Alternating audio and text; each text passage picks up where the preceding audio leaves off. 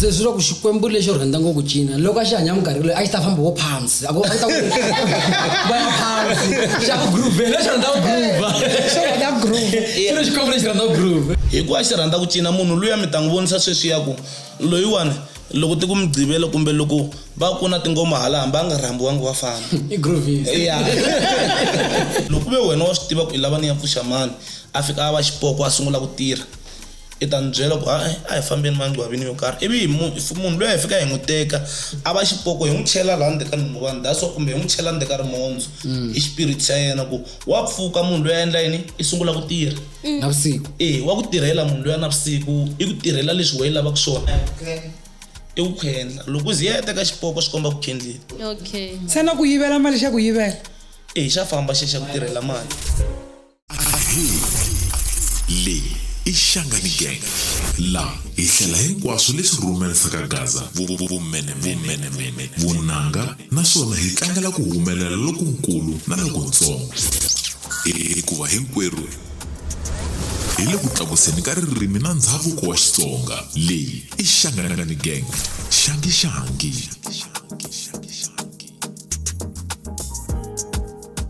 sweswi mi katekela mutlamu kumyena Achum Gaza boss. Alright guys, I know amkela se fikini kwale last week ani ngari kona ana hi kendle kun'wana hala sizimkateko bona avasele ni vaveli naswo vavuyeli simngachavile loko se va prophetess naso va nyiketa sweswi ni nga vena swona namuntlha famba na nkulu wa munhu laniwani loko na sizimkateko va ha ri kona kwalawani tanihi na hi ti-resident ta kwala hina vinyi va xindhawu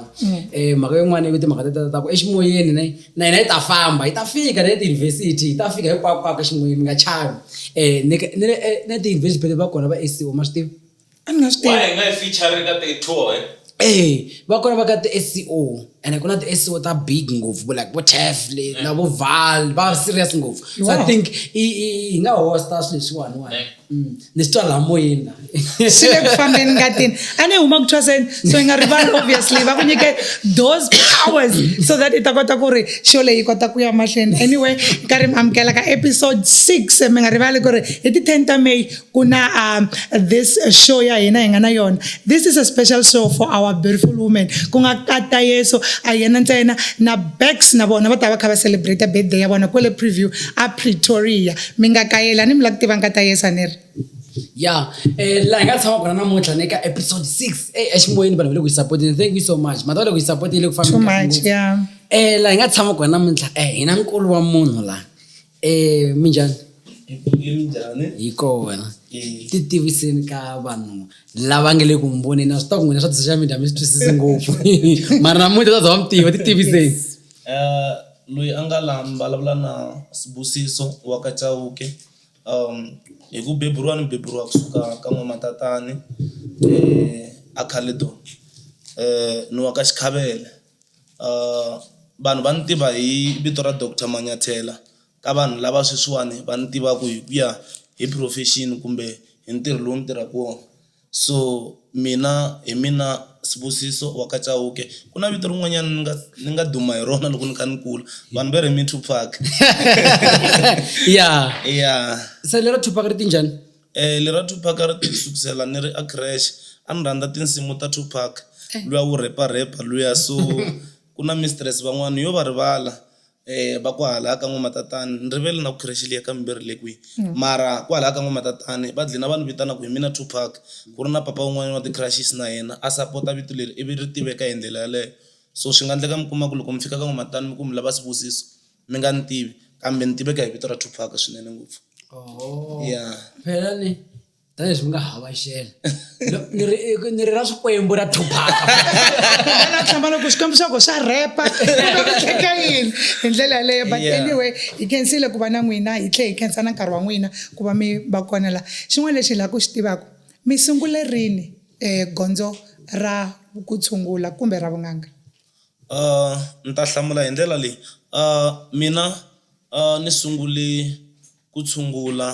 ni ri ntsanana swinene hi ku ya hi ku va ni dyondzisiwe vutivi ni nge se twasa so ni sungule ku tirha vun'anga I think kwalaya ka vo 2017 hi ku ya hi leswi mukhalabye va nga ni dyondzisa vun'anga ni nge si chayeriwa ni chayeriwe hi 2019 laha se ni nga thwasa ni ya va n'anga ya mampela. A ni ri n'anga ya mampela na ku sungula cause of a ni swi kota ku tshungula munhu a hola ni hlahluva munhu a tiva leswi ni nga n'wi hlahluva swona kumbe a tiva ntiyiso wa leswi ni nga n'wi hlahluva swona hi ku ya hi leswi a ni dyondzisisiwe xiswona kumbe hi ku ya hi leswi a ni vona loko va kha va endla ivi swi tshama miehleketweni ku fikela nyamuntlha ni kha ni ri n'anga. Okay, se loko mi vulavula hi kokwani lava i kokwani mani? Laha hi vulavula hi nkulukumba wa munhu I think vanhu vo tala mi nga mi kha mi va tiva kumbe ku ya hi leswi va nga tivikisa xiswona va tiva hi misava. Mina ni ntukulu wa Frank Xikhavele Chauke lava a va vulavulaka ripfumelo ra ndhavuko ka Munghana Lonene FM loko ha kula until va hundza emisaveni. I n'anga yikulukumba swinene a ku ri president ya Northern Province ya tin'anga. Hi vona a va endla ku va ku chucha ku himpela en'anga hikuva va ku nyika certificate. Ti-certificate ta tin'anga to tala kumbe lava nga ni languta namuntlha xitempe xi ri TF Chauke. Ya so hi vulavula hi nkulu wa munhu loyi a ri na vavasati va yi 13 a muti lowukulu ka hina hi le mutini lowukulu. Van'wanyana va nga va kha va vutisa ku why ni ku ka hina hi le ka hina hi ku ya hi ku ni kulele kona ni bebuleriwe kona na loko ni ri wa xivongo xin'wanyana mara ni wa kwala mutini luwa hi ku ya hi leswi ni nga kurisa xiswona. So kokwani Xikhavele a ku ri n'anga leyikulukumba swinene a va tshungula a va horisa vanhu a va rhangela tin'anga a va endla swilo swa ku tala migingiriko ya ku tala ya tin'anga a hi vona a va yi rhangela. So hi vulavula hi TF Chauke. Okay, mother ni loko kha hi vulavula na sesimkateko ne ni ku moisa loyi a taku ne i ntukulu wa Frank Xikhavele. Frank Xikhavele why va chava vanhu? Ntaku xo sungula lexi a xi endla ku va va chava a va chava hi ku ya hi ku hlonipheka kumbe xiyimo lexi a va ri ka xona. A ku ri munhu loyi a va hlonipha hambi ku ri muhindzi wa ndlela xo sungula before hi fika ka timhaka ta vun'anga. A ku ri munhu loyi a ri na mbilu yo basa swinene a va rhandza un'wana na un'wanyana. A wu nga fiki emutini luwa hambi leswi a ku tirhise xiswona mara a wu nga hindzi i nga phameriwangi swakudya hi leswi a va ri xiswona. Number 2 a va chava hi ku ya hi ntirho lowu a va wu tirha hi timhaka ta ku a va swi kota ku endla swilo leswi a swi hlamarisa tiko hi ku ya hi le vun'angeni. A va dume ngopfu hi ku tshungula vanhu vo hlangana nhloko. I think vanhu vo tala lava a va va tivisa hi ku va tshungula vanhu vo hlangana nhloko va thwasisa vanhu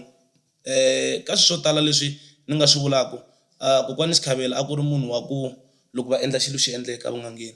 murhi a va wu tiva. That's why mi kuma ku a va chava vanhu loko va ku va xi endla xilo namuntlha sweswi a xi endleka man understand. So i munhu lowa ku a vun'angeni loko ve va swi pfuleli tibuku kumbexana hi ta vulavula hi timhaka ta kumbexana a va ri na masters loko va swi pfuleriwa tibuku but hi ku ya hi leswi vutivi bya vona byi ri hi xiswona a va ri far too much vun'anga. Loko va kha va ku dyondzisa ku endla vutshunguri hi ndlela liya because a wa ha ri ntsinini swinene buti a wu nga chavi because ni twa ingaku most especially loko va kha va dila na ti-patient letiya to hlangana nhloko a va nga ku chuhisi a swi nga ku chuhisi wena tanihi ku a wa ha ri ntsongo hi nkarhi luwa? Swona swi chuhisa hi ku van'wanyani ni bohe ngopfu mina ni bohe ngopfu hi mipengo just because of a ni ri munhu lowa ku a ni rhandza ku va ni tikuma ni kha ni participate though ni kha ni swi vona ku la munhu loyiwani xipengo lexiya kumbe rihuhu leri a nga na rona ri lava ku lwa ri lava yini but a swi chavisa but a ni tikuma ni kha ni ri involved just because of a ni tsakisa hi ntirho lowu. Lexi xi nga ni endla ku ni ze ni va ni ri n'anga namuntlha I think hikuva ntirho wa vona ntino loko ni wu languta ni twa ni wu tsakela hi ku ya hi leswi a va hanyisa vanhu hi xiswona. So a swi ni chavisa but ni kondzelerini until today. Se hi ku ya hi wena i ri kokwani kahle vo yo ku siyela swona ku yi kota ku continue na mintirho ya vona ku ya mahlweni? Ni nga swi hlamula ni ku yes va ni siyile swona. Yes ni nga swi hlamula ni ku va ni nyike vutivi va hanya ku loko va hundza misaveni legacy ya vona ya vun'anga yi nga sali yi tlela. A hi mina ntsena ni nga chayeriwa emutini hi chayeriwe hi tele vatukulu na vana but leswi ni nga swi vula ni ri proud swinene a ni ri ntukulu lowu a ni rhandziwa swinene hi kokwani Chikabela un'wana na un'wana wa swi tiva sweswo a ni ri ntukulu lowu a ni ri too closed na vona a hi ri banti na buruku leri loko a va loya mi loya swilo ya ni nga swi vula hi ndlela yaleyo. Okay then se hi vuya ka n'wina swi teka nkarhi wo fika kwihi ku ri munhu loko se va ku thwasini n'anga a nga thwasisana na van'wana na yena? Okay loko munhu a ta ku chayeriweni a hi ngo munhu i nghene hi January hi ku ya hi nawu wa xin'anga loko ku fika June 6 months yi herile hi nawu loko ve mina n'anga a ni ri na nkarhi na yena u fanele ku tikuma a ri ku thwaseni yena even then after that ku na ntirho loyi hi vitanaka se hi ku heleketa hi ku yisa kaya loko hi ku heleketa hi ku yisa kaya ya ku vekela maphandi na vun'anga bya wena na tinhunguvani ta wena hi la kusukusela siku rero loko u nghena thwasani swi komba ku wena wa sungula ku chayela mara thwasani leriya ro sungula i ra mina Govela mara ri ri ra wena but u ta ri thwasela emutini wa mina hi ku ya hi nawu wa xin'anga i thwasani leri ni komba ku mirhi yo thwasisa kumbe leri i practice-aku hi rona ku thwasisa ematihlweni ya mina and then from there on se i nga kota ku thwasisa ku ya mahlweni hambi wo va na 10 ku ya mahlweni mara hi luwa wo sungula ni kote ku swi vona ku okay swi komba ku now i professional ku wena u kota ku thwasisa. Okay lero a ni ku na loko munhu a huma vudokodela va ri i intern doctor Yeah. se na n'wina ku va ku ri intern traditional healer loko a ta ka n'wina loko a ha ku vuyi. Yes. Okay se loko se a kha a thwasisa laya ne ku na nambara leyi nga pimiwa ku ri munhu u fanele a thwasisa vanhu lava hi ku loko vo tala ngopfu that's why va ku ri swo fana na le xikolweni ne loko nambara etlilasini yo za yi hundza vo ma 70 ve ri vana lava va leka se loko u ri n'anga u fanekele ku teka vanhu vangani u va thwasisa hi nkarhi Hi nkarhi wun'we muni ku a swi na nambara hi ku ya hi ku swi ya hi ku vanhu nkarhi walowo mikwembu ya wena yi vitane vanhu vangani but mara mina hi ku ya hi mina I think loko na mathwasani mo tala kumbe ku ya hi ku loko xikwembu xo ni pfulela ku ni thwasa vanhu vo tala hi nkarhi wun'we I think ni nga kondelela ku thwasa vanhu va 5 hi nkarhi wun'we. Why? Because yes va kona lava thwasaka 10 20 15 hi nkarhi wun'we but ka lava 10 20 15 liya swi nga endleka mi kuma ku lava nga huma na vun'anga i vambirhi. Why? Because i nge swi koti ku va na nkarhi wa vona hi nkarhi wun'we. Why? Ntirho luwa wu lehini hambi a ri wun'we ku na leswiya swa ku u dlina u swi twa ku ni karhele but just because of u te ku thwaseni you must continue so and un'wana na un'wanyana i na listening skill ya yena ku ya ni le xikolweni un'wana na un'wana ma swi tiva ku na ti-slow learner so ku na van'wanyana xikwembu xa yena xi lava ku teka swilo bit by bit so i fane i n'wi lehisela mbilu se loko wa ha lehisela luya mbilu i ri na 20 I think ku lava van'wanyana swi fanele kerekeni n'wi mi nga vanhu va kereke ku na ti-church goer ku na lava nga mi heleketa se ni ya se na laya swi hundzuluka swi endla hi nga ku lava van'wana a va heleketeliwa ku va ta ni nyiketa mali kumbe a va heleketeliwa ku va ta ku thwaseni because of mi kuma ku ni dlina ni ive na nkarhi wa vanhu vambirhi ivi lava vambirhi ku va vona va humaka na vun'anga just because of lava van'wanyana a va ri ti-slow learner and then ni twise ku yini mo ni hindza ka vona so ni vona hi nga ku 5 people hi nkarhi loko hi ri tin'anga kumbe hi ri vanhu va ripfumelo ra ndhavuko a hi fane hi endlisa xisweswo na loko vo ta va ri 10 mara ku va na lava va kha va ani loko i nghena ku thwaseni ku na process ya ku i fika i dya mirhi ku sungula i dya mabutlu I think loko ve va ta va ri 10 swi komba ku 5 leyi n'wanyana a yi vi kha yi dya mabutlu until certain months lava n'wanyani va kha va dyondza tihlolo ni swi tiva ku sweswiwani lavawani va endla yini lava va endla yini because of I think loko ku vi lavawani ve le ku dyeni ka mirhi and then hinkwavo va dya mirhi swi komba ku loko va muvhala va ya ka xitepu xa vumbirhi hinkwavo. Hi xihi lexi mi xi rhandzaka ku fanele ka ntirho leswi se mina na tirhi hi ku loyi ntirho wa n'wina lexi mi xi rhandzaka ngopfu ka phati ya ntirho wa n'wina? Mina ka phati ya ntirho wa mina lexi ni xi rhandzaka ngopfu i ku tshungula vanhu vanhu lava taku hi mavabyi ya ku fana na ku mi kuma ku munhu i be hi xifula munhu i na vuvabyi bya rigoni munhu i na swipoko i lava ku fembiwa hi wona ntirho lowu ni wu specialize-aka ngopfu hi wona just because of tin'anga ti tele mara xikwembu lexi xa ku femba vo tala va vona a va na xona. Why? Because a hi xikwembu ntsena xi fika xi ku khoma xi tshama ivi xi sungula ku tirha xi nga ri na those powers. So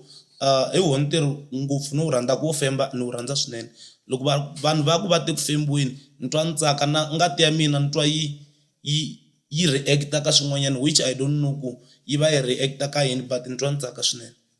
Se leswo wela leswi ma swi vona ya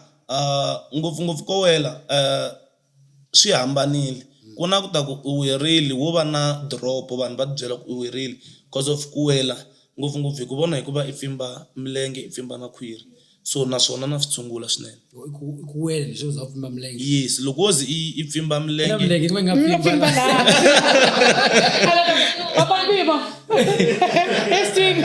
mina milenge nga pfimba. ya so kahle loko hi vulavula ngopfu lako ku wela ku na ni ta ku yini ti part to tala, ku na drop, ku na ku wela hikuva i hlangana na n'wansati loyi a nga basangiki, ku na ku va i va na makhuma, swi wela kahle i category yin'we. Ku na ku va na makhuma hi leswiya swa ku u ye u ya hlangana na munhu loyi a nga loveriwa and then munhu loyi a nga hlambisiwangi, ivi i kukumuka makhwiri, swi reacta ku fana kumbe ku yelana swilo leswiwani. Even then leswiya ivi leswa makhuma wa basiluka no basiluka wa basiluka hambi tola mafurha ma nga tshami. Mata basiluka ni se simkate ku va tshama ku mani basilukini se ani khumbi ku no ko sala jinga kan basilukini no mara that time you were shem a bawulukini antwa ku va na bawulukini ani no khuma no hlangana swa mzava a bawuluka antima sweswiwani wa dlowa, so ku na ku hambana, swi nga tlanga ku ri makhuma by then. I don't know. Okay then nje swin'wana hi tshama hi vulavula mina u ya vulavula na tiva va hlamusela timhaka ni tsanga ni vutisa ngo ti-question ini va vutisa va ku vona va thwasisi vanhu vambirhi vo huma ka muti wun'we, so why mi nga thwasisi vanhu vambirhi vo huma ka muti wun'we? Loko mi ri vambirhi mi kha mi huma ka muti wun'we, let's take sweswiwani mgobozi tina ta thwasa ka mina, ivi loko a ta thwasa ka mina that means mgobozi ni n'wi nyiketile vunganga bya mina, that means mgobozi i na vunganga bya mina. So loko se ku ta un'wanyana wa ku huma ka vona a ta thwasa ka mina, hi ku understand ka mina ni twisisa ingaku swi nga endleka mi kuma ku swikwembu swa mgobozi swi fike swi va na power. Phela loko ni ku nyika vunganga a ni ku nyiki swikwembu swa mina, kambe ni ku nyika vunganga bya mina. Swi nga endleka ni ku nyika vunganga bya mina mara xikwembu xa we xi loloha, so ni nge ku nyiki xa mi ya tirha hi xona. Se mina reason ya ku va ni nga thwasisi vanhu vambirhi vo huma ka muti wun'we, swi nga endleka mi kuma ku xikwembu xa mgobozi xi fike xi nga lolohi, ivi ku ta xa sesi mikateko, ivi ni va thwasisa ivi xi fika xi loloha. Ku ya va na nyimpi ya ku swi komba ku mgobozi a ri favorite kumbe mina na mgobozi hi endle swin'wanyani ni nga endlelangi ku sesi mikateko, ivi swi dlina swi endla swi vulavula a xikarhi ka muti va kha va lwisa hi leswi ni nga va nyika. A ni va nikangi xikwembu swa mina kambe ni va nike vunganga bya mina, hi ku loko no va nyika swikwembu swa mina ni ta sala ni tirha yini and a swi kota kale. So i reason ya mina a ni nge pfuki ni thwasise vanhu vambirhi vo huma ka muti wun'we. Why? Because mikwembu leyi a yi fani, hi nga va hi ri ma-twins mara hi khome hi vanhu vo hambana. Swi nga endleka mi kuma ku xa mi xikwembu laha ni nga fika ni thwasa kona a xi zangi xi lava ku ta fika xi yingisela, phela ku va mi ni yingisela loko ni ri ngangeni i xikwembu xa mi xi ni directa ku yingisela. Swi nga endleka xikwembu xa mgobozi a xi rhandza leswiya swa ku loko xi fika ka mina hi nkarhi wo hlahluva hi la a va ku serious kona ngopfu, mara hi nkarhi wa ku hi xi chayela xi cina a xi na mhaka na xona, a xi swi lavi xo cina hi ku fanele ku ciniwa. Mara xa sesi mikateko loko xi twa ngoma a xi lava ku twisisa, mi kuma ku xi tsutsumela ngopfu hala tingomeni mani twisisa, xi lava ngopfu sweswiya ivi ku fikelela nkarhi wa ku hi yeneni tihlolweni. Phela ku cina swi hakerisi mali, hambi ni ya tingomeni a ni vuyi ni ri na mali, mara loyi a nga a sala a hlahluva tinhlolo i ta yi hlaya and then hi la nyimpi yi sungulaka kona. Se swi ku xikwembu lexi rhandza ngopfu cina loko a xi hanya minkarhi leyi a xi ta famba vo phansi va ya phansi xa ku groove lexi rhandza ku groove xilo xikwembu lexi rhandza ku groove. On top of that moni ku loko hi kha hi vulavula hi yeleyo swi fana na loko a hi ngo sweswi ni twa hi nga ku vanhu vo tala va tsandzeka ku swi understand-a ku why vanhu van'wanyani mi va vona va gavhile vuhlalu kumbe va hava xerile va kha va famba xitaratini mara mi kuma ku a nge si tshama sungula munhu. Hikuva ku a swi easy ku ni fika ni mi byela sesi mikateko ku n'wila ingaku xa n'wi a xo lava ku ta mi horisa ntsena xikwembu a xi na byona vun'anga. Why? Ku na ku ta ku loko munhu a ya ku chayeriweni i ya ku chayeriweni hi timhaka ta ku a vabya a fane a hola mavabyi lamaya ivi xikwembu lexiya swi tshama ntsena muzimbeni wa yena a swi nga ri na byona vun'anga kumbe munhu loyi a nga n'wi khoma a nga tshunguli a xo lava ku n'wi horisa ntsena ku va na xikwembu lexiyaku ku fana na sweswi ni vulaka mi kuma ku xa sesi mikateko loko va lova xi ya xi ya khoma munhu hikuva xi rhandza ku cina munhu luya mi ta n'wi vonisa sweswi ya ku loyiwani loko ti ku mi gqivela kumbe loko va ku na tingoma hala hambi a nga rhambiwangi wa fana se ku na lexiya xa ku mi kuma ku xi te aka yena xi tele ku tshungula na vun'anga man understand that's why mi kuma ku swi fikelela laha ka ku vanhu sweswi va le ku endleni ka timhaka ta ku va ya khendla. Why? Because xikwembu xa yena a xi nga vitaneliwangi ta xi ta tshungula se o xi fostela se manje hi ku ya hi ku i twisisa ku ni chayeriwile ni nge chayeriwi ivi ni tshama ni nga tshunguli. So loko a hi kota ku understand ku xikwembu leswi ta hi mavaka yo hambana kumbe swi ta hi ti-reason to hambana ka munhu ma ni twisisa ku hambana kwini swikwembu na vun'anga because na swi twa mi ri xikwembu n'anga vun'anga xikwembu vun'anga loko mo hi hlamusela swona ku i ncini ku hambana ka sweswi swimbirhi. No, xikwembu loko hi vulavula hi xikwembu hi vulavula hi mimoya leyi nga muzimbeni wa wena leyi hetelelaka yi ku endla ku wena i va n'anga. So xikwembu hi loko sweswiwani mi twa ti-voice letiya ta yo se ti fikile se ku va ku fike mimoya liya hi swo swikwembu swa mina man understand. So loko hi vulavula hi vun'anga hi vulavula hi le ndumbeni hi vulavula hi la i kota ku fika i pfuna vanhu kona hi vulavula hi swilo leswi hi nga ku nyika sweswi loko ku ve ni timaga letinharhu etinhunguvani hi vulavula kahle loko hi vulavula hi vun'anga hi vulavula hi swilo leswi ni fikaka ni ku nyika loko i vuya ku thwaseni ku hi lebyi vun'anga bya wena fambi ya tshungula vanhu. A vun'angeni loko ni lava ku ta hlamuseta ku vun'anga i ncini hi loko hi ku nyike magona ya lamaya ma ku ma fika ma vitana vanhu kumbexana leri i ro vitana vanhu leriwani i ro tshungula leriwani i ro biha miti ivi hi ku nyika na mirhi leyi hi swi tivaka ku leyi yi endla leswi leyi endla hi byo vun'anga. That's why mi kuma ku na munhu loyi a nga na vun'anga mara a nga thwasani. Why? Because vun'anga swi kota ku ku nyiketa i nga thwasani. Ku na lava va ku mina ni te ku tsemeni ku na leswi va nge ku tsema vun'anga i te xikolweni xa ku dyondza mirhi na vun'anga na tinhlolo ku ti hlahluvisiwa ku yini ivi a hetelela a endla yini a ya vanganga mara a nga thwasangi a ri nga ri na swona swikwembu leswi hina hi swi humaka mara just because of ifike a nga cini mancomani yena xa yena ku ba tinhlolo a famba biha miti a tlhavela vanhu loko ve wa rhwalisa a endla yini i endla hinkwaswo leswi mina ni nga na swikwembu ni nga na swona lexi a nga xi endliku swi komba ku a nge fembi a nge hun'weli xikwembu a nge cini mara hi n'wi vitana ku i n'anga na yena ho n'wi vitana ku i n'anga chubye i munhu loyi a nga tsema vun'anga i munhu loyi a tivaka vun'anga a kha a nga chayeriwangi. Let's take ku fana va khegula vutisana a ni munhu wa chayeriwa a nge n'anga chayeriwa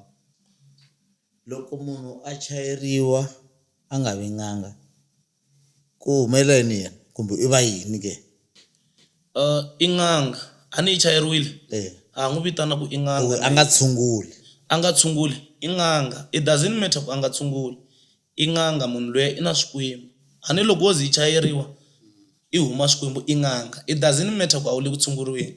a ni hi ta ku vitana ku yini a swi na category ya ku hi nga ku vitanisa xiswona mani twisisa mara at the end of the day i n'anga. That's why ni ku na loyi a nga ta ni fika ni n'wi dyondzisa vun'anga sweswi ni n'wi dyondzisa tinhlolo ni n'wi dyondzisa mirhi ni n'wi komba ku tinhunguvani ti tirha njhani i n'anga a ni yi tiva mirhi a swi na category hi to n'wi vitana ku i n'anga chubye but ni ta ku i rito ro rhuketela ku ya hi mina because of swi fika laha ka ku swi endla hi nga ku a hi ku lavi ki hina hi nga na swikwembu kumbe hina hi tivekela tlhelo so at the end of the day i n'anga. loko ho twa munhu i chayeriwa ku a phungela ni swi vekisa ku kumbe a loya naswona swi vula ka category yaleyo loko munhu a chayeriwa a fanele a ya ka stage xexo miri njhani a chayeriwa a lawyer swi kona no a swi kona a ni no mo ni mi byela ku ku hava munhu loyi a nga chayeleriwa ku yena i chayeleriwe ku i fane a ya lawyer mara i chayeleriwe timhaka ta ku a tiva mirhi ivi mirhi liya loko a ya famba a landza leswi a nga landza swona kumbe a ya hundzuluxa leswi a nga hundzuluxa swona kumbe swa ka vona ku na vuloyi byin'wanyana phela mi kuma ku ni chayeriwa sweswi na loya hambi ni nga chayeriwanga i nga pfuka i loya Gazabosh i nga chayeriwa mi kuma ku swo va swa ka n'wina so loya swo va nsingweni ku na muti lowa mi kuma ku va dume hi ku loya mara ku hava na n'anga laha mutini. So n'wina tanihi ntukulu wa ka Xikhavela loko mi fanele mi sungula ntirho wa n'wina or leswi a mi swi vonisa swona va endla kokwana a va rhanga va rhamba Xikwembu muvumbi wa hina na kumbe vona a va specialize ngopfu hi swona swo xa Mikwembu ntsena? Laha a va khongela ngopfu kona loko ni lava ku ta va honest na n'wina hi loko ku ri na ti-conference ta tin'anga ku na mfundhisi wun'wanyana I'm sure a va dume ngopfu a va ku mfundhisi Mambala ka va ka N'wamatatana hi vona most of the times loko ku ri na conference laha a va rhanga va pfula ntirho hi xikhongelo. Nkarhi wun'wanyana a ku ri na vafundhisi kahle ni nge vulavuli ku i vafundhisi va hi kumbe njhani but every time a va xi rhamba Xikwembu hambi ku ri na ntirho laha mutini loko ku ri ntirho lowa ku hlengeletana vanhu a va khinsama va khongela laha mutini ko va ku me ni tswariwe kereke yi nga ha ri kona a va ri mfundhisi wa apostolo vona kokwani Xikhavela ku sungula a ku ri na kereke ya apostolo laha mutini va ri mfundhisi wa kona a ku ri Papa Zaura ni twa loko va kha va ni hlamuseta xitori ku na kun'wana ku nga na xitanga kwalaha mutini va ri kereke a yi yime kona lero a ku ri mukhongeri kokwani Xikhavela va ri before va sungula vun'anga va tshame va ni hlamusela ku va ku a ku ri munhu wa ku loko va teka mahungu va nga ma heti mara loko wo ma follow up va ta ku byela va ri vona a va swi kota ku khongelela munhu a hola. Se ni va vutisa ku njhani na va ku hi ku ya hi matimba lama a nikiwe wona a swi kota ku humelela ku njhani na vona va nga swi tivi. So i munhu loyi va nga rhanga va ka vukhongeri ku sungula swinene. Lero n'wina ma believer ku swi kona swa ku nga va kona mfundhisi wa ku a tlhandleka munhu mavoko ivi a hola? Ya mina na swi believer swinene na swi believer not ni swi believer just because of vona va tshame va ni byela but ni swi believer just because of va kona vafundhisi lava va nge ta va loko va ku khongelela na mina ni nghenile kereke ni nghenile swinene kereke ko va ku ni yo vuya ni swi vona ingaku loko moya wa mina ni ri kerekeni ku famba ka masiku a wa tsakelani ngopfu naswona but kereke ni nghenile and ni nghene tin'wana tikereke ni nghene DCC liya ka Chavani liya ma yi vona ku na liya DCC nga laha patwini yi nghene from ni ri xikolweni ivi ni famba na yona until ka Chavani. So na believer ku va kona vafundhisi lava nga ta ku khongelela va nga tirhisanga nchumu i hola. And then xin'wanyana kokwani Xikhavela a va rhandza ku xi vula loko se ni kha ni kula va ku vona lexi xi nga endla ku va tshika kereke i ku va twe ingaku Xikwembu a xa ha ri kona laha kusuhani va twe ingaku Xikwembu se xi rhurini xi le henhla swinene a xa ha swi koti ku loko sweswi munhu a khongela xi endla swilo hi nkama walowo man understand very khale loko Xikwembu i khongela a xi ku twa ende swi nga teki nkarhi so hi lexi vona xi nga endla timhaka ta ku va dlini va amukerile na loko va swi vona ku ingaku se swa vun'anga swa va vitana swinene. I think the reason for that i ku a ku nga se va na vanhu vo tala misaveni Okay, it's not like in Tonan, a lava ku vutisa yes liya tinhunguvani ne Okay. tinhunguvani letiwani to tala vanhu va ri va famba va ya handle va rhwa tinhunguvani va ve na tona se n'wina since mi ri na tona tinhunguvani ta n'wina a ni nge vutisi ku ti huma kwihi Okay. mara loko se mi thwasisa munhu ne tinhunguvani letiya hi n'wina mi n'wi makelaku or mi ya kwalomu va ti landzaka because vo tala va ri ti landziwa a handle mamboni ma vona. Okay. Moni rangani hlamula ku nhunguvani ncini. Nhunguvani hi vulavula hi Calabash. Calabash ni ta ku yini i swilo leswi ni le masin'wini va swi byala swi huma na muroho xin'wana xo endla ku no xi endla ingaku i rhanga mara i xiphaphana ma xi vona xilo lexiya xa ndheko. Yes. Ya nhunguvani i ndheko kahle mara xona xi mile hi ndlela ya ku xi va round so ne so xilo lexiya loko before xi va nhunguvani a ni xa ha ri xiphaphana xi se va na nchumu ndzeni ku ze xi va xi vitaniwa nhunguvani hi loko se xi ri na mirhi yo karhi leyi yi nga ndzeni ku yi kota ku se xi vitaniwa nhunguvani. So nhunguvani loko xilo lexiwani xi khandziwa xi va xi khandziwa hi purpose yo karhi Okay. a hi ku sweswiwani ni ngo ku khandela nhunguvani ni ku gaza boxa hi leyi nhunguvani no swi ya hi ku gaza boxa loko i ta ka mina i te hi lava nhunguvani ya yini so ku hlamula question leyi mi nga hi vutisa ku ni ya amamboni kumbe ni ya kwale ni nga a ni mhi loko ni thwasa laha ni nga thwasa koka n'anga ya mina va ni endlerile tinhunguvani se loko n'anga ya mina va ni endleleni tinhunguvani va ni kombile laha ndzeni ka tinhunguvani ku i ncini swi nga ndzeni loko va kha va ti endla hi nawu munhu a nga endleriwi tinhunguvani a nga ri kona loko ku ve i tinhunguvani ta ku i ya ku thwaseni loko se hi te ku thwasa i fanele na va milenge laha ku fana na mugobosi i languta ku ni le ku cheleni ka yini laha ku na wena mindzuku ka siku loko i va na thwasani i kota ku n'wi khandela man understand ivi loko ni heta ku n'wi khandela a ni ya yena yintshwa ku kombisa ku ni n'wi nyika leswi mina ni nga na swona loko ku ve tin'anga tin'wani ta swi endla me na swi endla ni teka leyi ya mina ni tlhinchulela kwalaha ka leyi ya yena ku a kota ku swi vona ku ni le ku n'wi nyikeni leswi mina ni nga na swona ivi tlhi hi tatisa hi mirhi leyintshwa cause of hi nge tatisi hi liya ya khale ntsena yi nga ka mina hi tatisa hi yintshwa mara leyi fanaka na liya yi nga kwalaha ka nhunguvani ya khale ivi se hi ku khandela nhunguvani hi endla leswi hi swi endlaku nhunguvani yi na milawu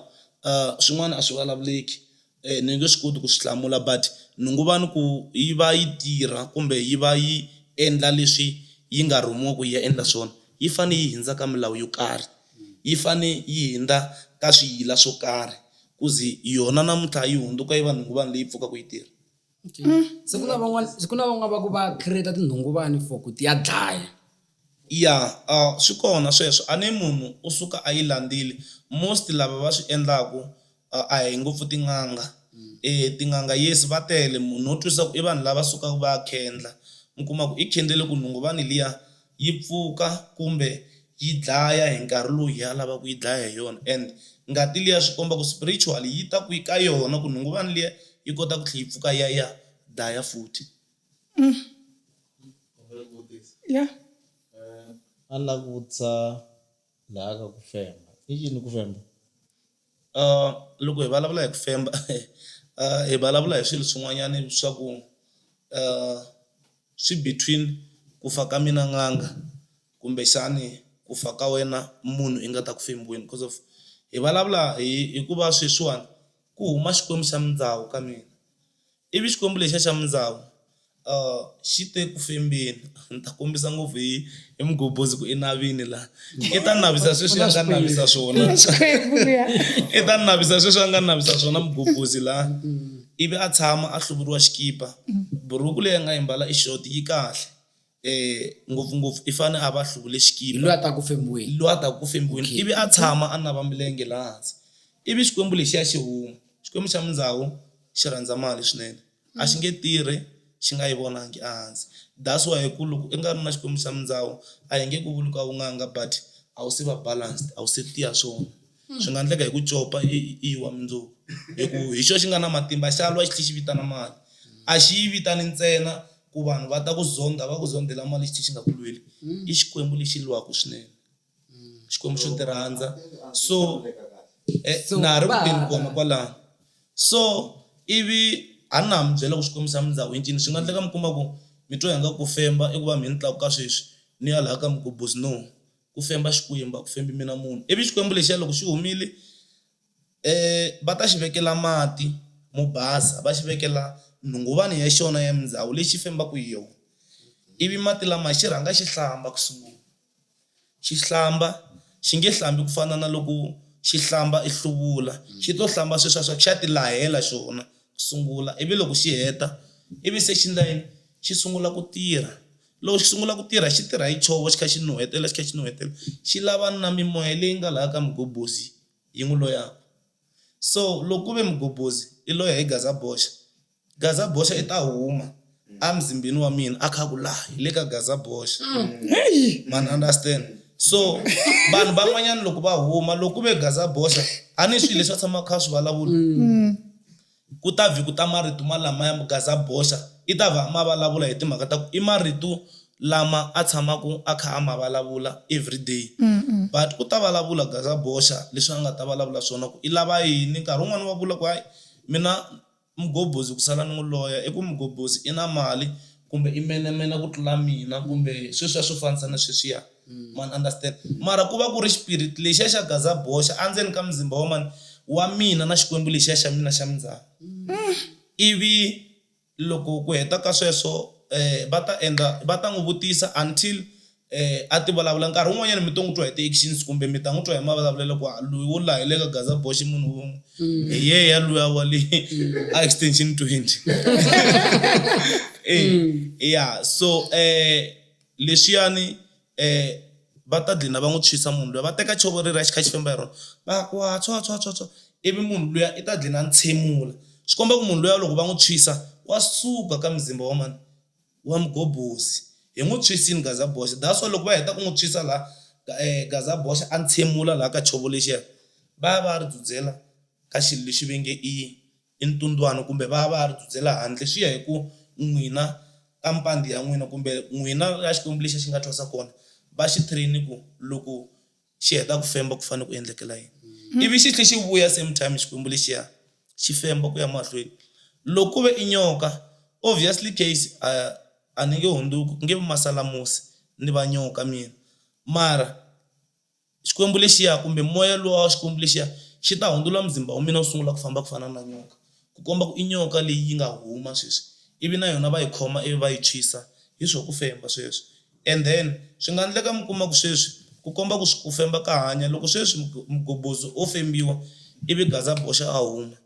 ivi i ta tlhela a swi vona a ni mgobozi ku va ku ri spirit xa yena lexi va xi kha xi vulavula i va i kha yi n'wi vona ku mgobozi loko mi hlangana minduku na mgobozi swi nga endlekanga ku na gaza boy swi nga endlekanga ku vulavurisi hi ku i n'wi vonile tolo spiritual most of cases nkarhi wun'wanyana van'wanyana valoyi lava khomiwaka ku fembiweni wa lova hi xa mundzuku most cases van'wanyana lava fembiwaka mi kuma ku a vhela a nga ha ku hlamuli from that day ku komba ku swi confirma ku vhele a ku ri yena loyi a humile tolo ka mina loko ku kha ku fembiwa okay question leyiwani loko ni nga tivi loko ri ngumi ta yi hlamula okay tshama ni vutisa n'wani ku ku femba i mali muni okay ku femba swa durha swinene mo ni nga mention ti-price ne mina ni na problem yo mention price mina ku femba mutini wa mina i 7,000 rand so van'wanyani it's more than that mina i ku na tirhisa xikaya leswi ni nga dyondzisiwa xiswona ni khupikisa price hi ku ya hi loko mkhatlo kumbe nhlangano lowu ni fambaka ka wona wu ku sweswiwani i nkarhi wa ku ti-price ti khupuka man understand so ku femba swa durha swi kwalamu ka 5, 6, 7 ku ya henhla loko munhu wo dlina ni lava ku femba a ku i lava 1,000 ai n'wi vutisi kahle ku himpela wa swi kota ku femba na hi siku mi nga femba vanhu vangani mina ni nge swi hlamuli sweswo mara xikwembu lexiya xona xi nga va femba ku ya hi leswi mina ni swi vonaka kumbe leswi va ni byelaka swona loko xikwembu xa mi xi hete ku femba xa swi kota ku femba vanhu va 10 hi nkarhi wun'we so mi karhele loko mi heta because mi hunduluka No. swi swo hambanahambana madilo yeah so mina ni ta sala ni karhala after loko xikwembu lexiya xi fambini kambe loko xa ha ri kona xona a xi karhali i munhu loyi a nga ha ri kona so xikwembu xa mindhawu if ni nga ta lava ku ni mi hlamuseta swintsongo ku xikwembu xa mindhawu i ncini u hayi ku va ku i mindhawu mina ni ri michangani xi te njhani ka mina a na nga ta n'wi vutisa swona ku kahle why vanhu vo tala va tshamaka ku xikwembu xa mindhawu xi dangerous okay xikwembu xa mindhawu i vanhu va ku huma handle ma swi twa va ku na mandhawu why vanhu lavawani va ri mandhawu ivi loko va fika la mutini ku va ku i hume xikwembu xa mindhawu loyi khale back then vakokwana wa hina na sweswi va ha ri kona matikoxikaya kuma ku na Petrosi risa tihomu loko Petrosi a risa tihomu laha mutini a hakeriwa ivi Petrosi loko a risa tihomu laha mutini ivi Petrosi a fa kumbe a famba ya fela kwalomu ivi loko a wa vuya hi ku a tirha kwala ndzeni ka muti wa vuya i pfuka ehenhla ka munhu un'wanyana i mindhawu se manje i pfuka a ri mindhawu hi ku a hi xikwembu xa la mutini i munhu loyi a hlayisekile la mutini se i pfuka a ri mindhawu i lava ku ndla yini i lava ku tirha nkarhi wun'wanyana mi kuma ku mindhawu loyiwani mi kuma ku gaza boxa i michangani mara loko wo lava ku landzelerisa family ya ka vona laha yi nga sungula kona va ndhawu a va ri kona one understand so mara nkarhi wun'wanyana mi kuma ku mindhawu luya i tisa sweswiya swa ku mi kuma ku a ku ri munhu a tirha la mutini se i vuyile i lava ku va mindhawu se mandhawu lama va hambana ku na mindhawu leyi va n'wi vitanaka i mpfhukwa mi kuma ku loko a vuya wa dlaya yena man understand Okay. wa dlayetela luwa va ku vingi i lava xiyindlwana xo fana na lexi nga la i lava ku akeriwa xiyindlwana ku na mindzhawu lowa ku hayi yena u lava ku ta tifembela a kuma mali kumbe ni hanya ku na lowa mi kuma ku mindzhawu lowa i mpfhukwa mi kuma ku yena i lava ku dlaya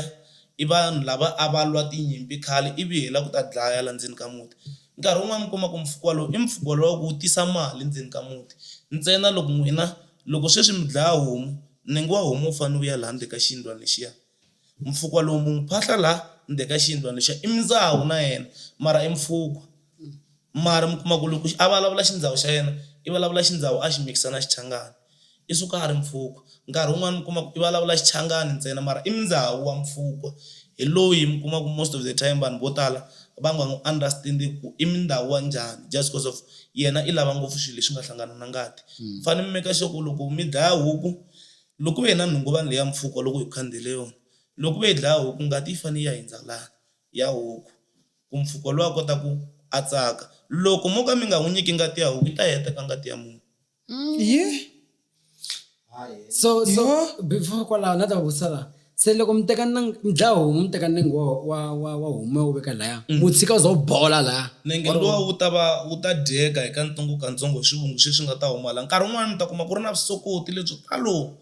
kumbe swifufununu wu dya hi ndlela ya ku mi twisisa ku xo bola kasi wona wu le ku dyeni laya man understand so mi fanele mi veka nyama yaleyo mi veka na mali yo karhi man understand Then se mali ya nyamalala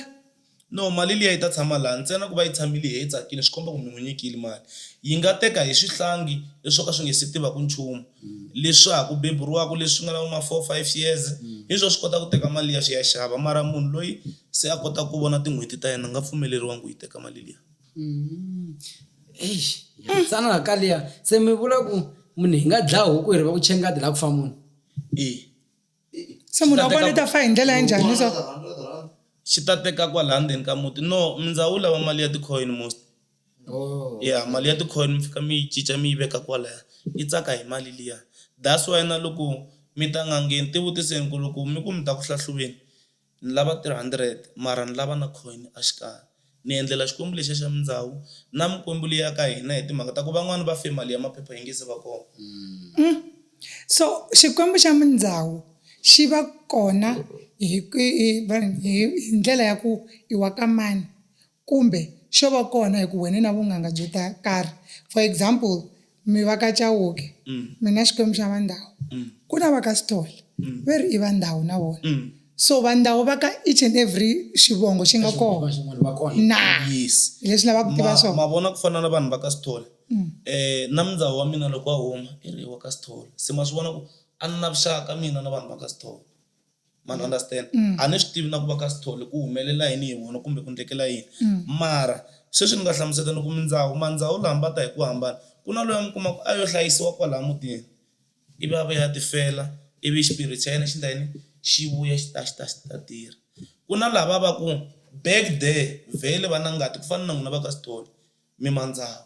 so no ways ya ku nga huma xikwembu ku nga ri na mindhawu ka n'wina man understand so ku na mindhawu lowu wa ku o ta hi timhaka ta ku mina laha kaya ku na vandhawu a va fuyiwile kumbe ku na vanhu va le handle a va fuyiwile and then wa vuya futhi i lava ku ta hlayisiwa spiritually se manje a hundzuka mindhawu a huma ka mina that's why mi kuma ku loyi a taku ku na lowa mpfhukwa ku na lowu ta ku fembeni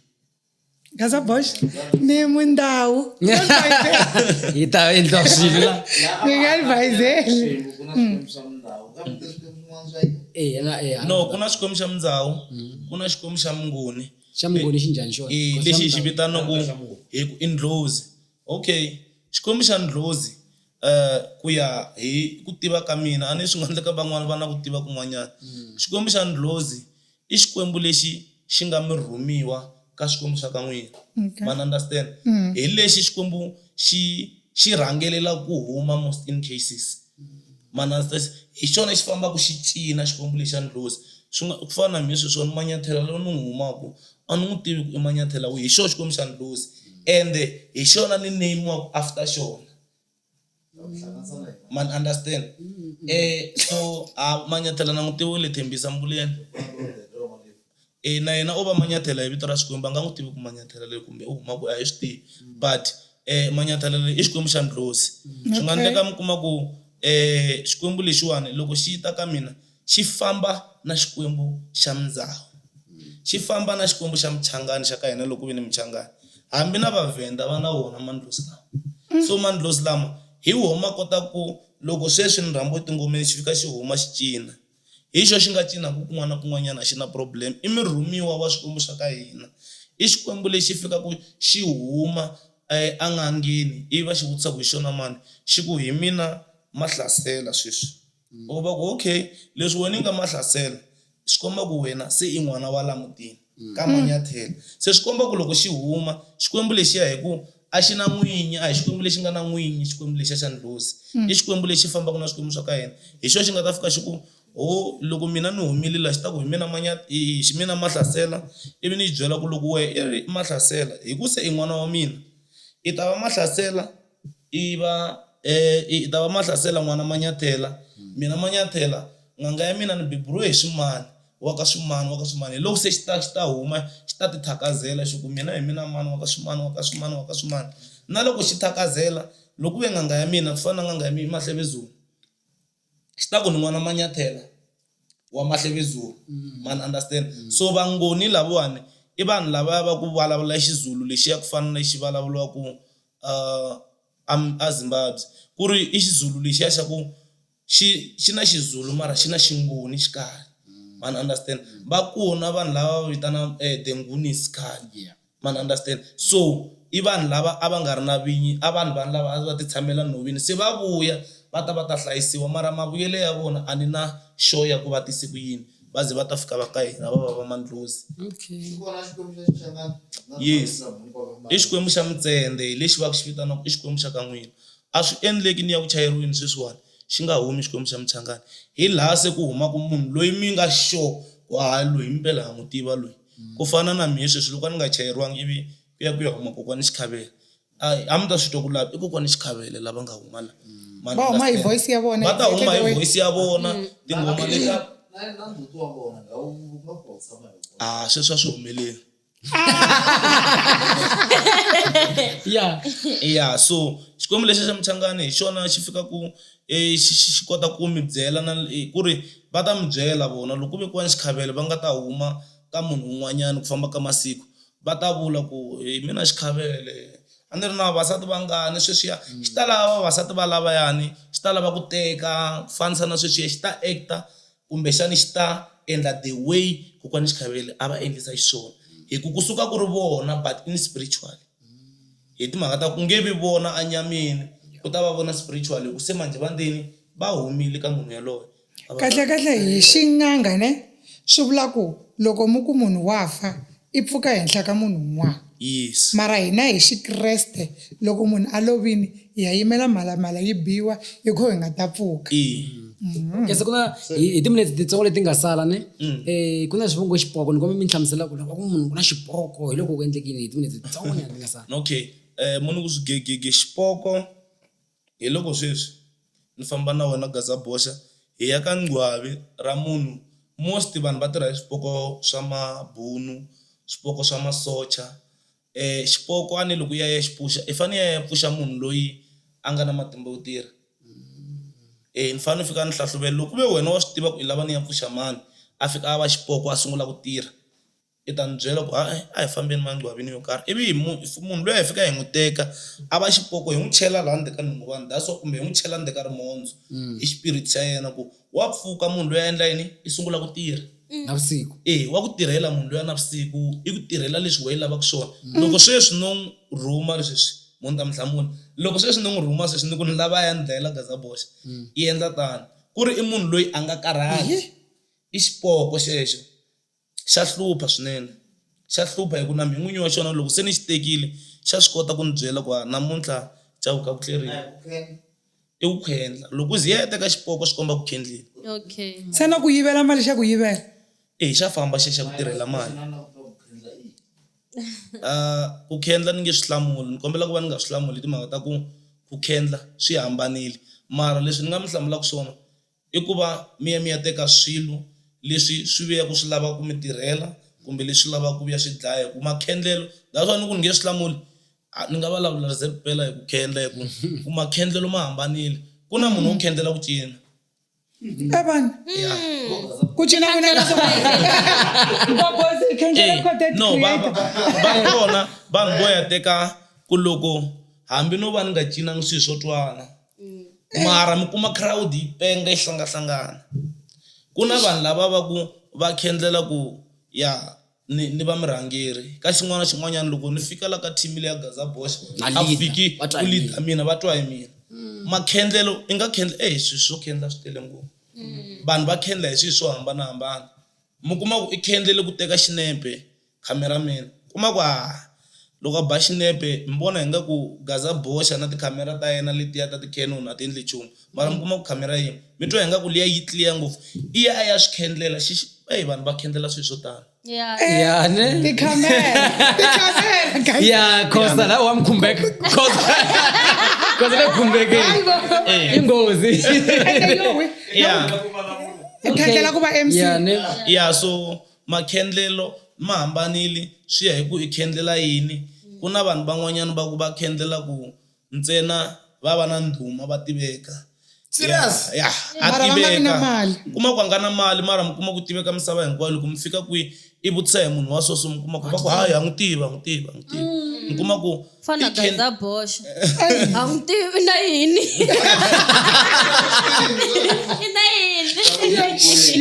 yeah so makhendlelo ma hambanile swinene vanhu va ya hi ku sweswi mini na yini ende xilo lexiwani lava xi blosoma xi tlula xa mani se loko i ziya ya swi endla ku xixexo xi endleka ku tlula xa vanhu swi komba ku yeyi ya tatisa hi swi vitana ku tatisa ende ku loko i tatisini swi komba ku khendleni Yeah. so ku khendla hi nga swi explaina in many ways marito hetelela mi nga ku yini ka kokwani lava nga mi guruma ku mi va munhu loyi mi nga yena namuntlha although va nga ha ri kona misaveni ni vulavula kokwani Xikhavela mi nga va byela yini loko ku ri ku kwala va nga koho ve le ku mi tweni mi nga ku yini ka vona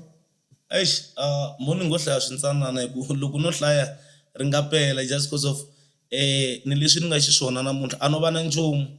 mara loko ni languta endzhaku ni le mahlweni ni vona ku phevekini hi vutivi lebyi va nga ni siyela byona hi ku a hi vutivi lebyi mundzuku ka siku a byi yo khendleriwa lebyi for information ya lava nga n'wi tivi ku Dr. Manyathela mani khendlani i vutivi lebyi ni ngo lo dyondzisiwa byona ivi ni tshama hansi ni byi yingisela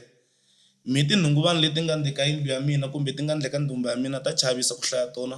i ku xurha why because ni siyiwile na vutivi bya ku xilo wa swi kota ku ti khandela hi wexe mi nhunguva ni yi khanda sweswi ya tirha sweswi why a ni yo swi khendlela a ni yo ni ya tlhaveriwa i swilo leswi ni ngo lo dyondzisiwa ni yingisela so marito lama ni nga ma vulaka ka vona hi ku a ni swi tivi ku loko a va ha ri kona a ni ta va endlela yini hi ku lexi nga kona va ni dyondzise vutivi lebyi hambi munhu o swi lava ku byi yiva a nge pfuki a byi yivini va ni siye na future ya mina ya vutomi hinkwabyo a ni tshama ni tirha mulungu sesi Mukateko a ni na malembe mo tala a ni tshama ni tirha mulungu a ni swi tivi ku morning bus a ni swi tivi ku loko munhu a ku na pfuka nampundzu ni ya ntirhweni ncini mina ni nga tshama la hi vutivi lebyi va nga ni dyondzisa swona so ni tata ku khensa swinene ka leswi va nga ni siyela swona ni tata ku khensa ka ku va ni dyondzisile va nga limiti va nga languti ku a ni n'wana wa vona no va ntukulu va nga ku ri rirhandzu leri va nga ni nyika rona mina nkulukumba loyi a ri chomi ngopfu mi a swi kota ku ni landa xikolweni va fika xikolweni va hembela principal va ku na emergency kaya kumbe ku na swin'wana laveriwa swo serious loko ni fika ka yi ku ka mitina a yi fambi ya ku biyeni ka muti kokwani wa mina lava nga hundza swilo swa misaveni kokwani Topisa may soul rest in peace a va rhandza ku a ku ri kokwani wa xisati ni mi kuma ku se isati na nuna ti le ku holoveni hayi n'wina n'wana loyi ku ri a mi n'wi wisisi ku ri nkarhi wun'wanyana me a na ku vona hi nga ku hayi mukhalabye leyi hi nga ku se ya ni karata mara loko ni tshamini ni ku yini ku hayi mani xi kona mukhalabye lexiwani va ni dyondzisaka xona ku ri ID na yi hela mbilu mukhegula ku hambi ko va ku ri 11 ya navusiku loko vo va lave ku languta TV va ta tala mina nga kona which is le ndlwini ya kokwani Topisa va ta fika va tshama ku ri hi ta bula va ze va tlela ntsena ni va gadile va tlelile laha leswi mi nga tshamisa swo sofeni ku ri a va titwa va chucheki ngopfu ndzi tsundzuka nkarhi wun'wanyana loko va ta vabya loko va ri le ndlwini ya kwantopisa va nga swi lavi kokwana va va swekela a va lava mini va swekela so ku ri va ni siyena ti-blessings mukhalabye lavaya vutivi lebyi va nga nyika byona na khensa swinene. Alright, thank you so much for joining guys. Ya namuntlha ne loko hi vutisa a va hlamula loko hi vutisa a va hlamula yani And ana ra swivutiso hlamulekini and a na ha ri na swivutiso na mana ra swivutiso swo tala loko mi lava ku va vuya futhi mi ta hi byela na loko ku ri ku na un'wanyana mi n'wi lava ku ata a nga va ri nganga a nga va ri mfundhisi a nga loyi a nga khendla a nga chavi ku vula ku hi yo khendlini ma hi byela hi ta n'wi handahanda hi za hi ta n'wi kuma. Thank you so much for joining. Mi nga rivali ku share mi subscribe. And mi nga rivali ku hi ti 10 ta May mi nga rivali ku ha ya celebrate birthday ya Bex na nkata Yesu eka hina na Gaza Bosha hi ri bye bye. Mi nga rivali ku subscribe hi xilungu swona mi karhi mi ya mahlweni hi khensana nseketelo wa n'wina hinkwenu n'wina mi nga ku seketeni ka show leyi ku ya mahlweni hi tshembe n'wina inkomo. Danko.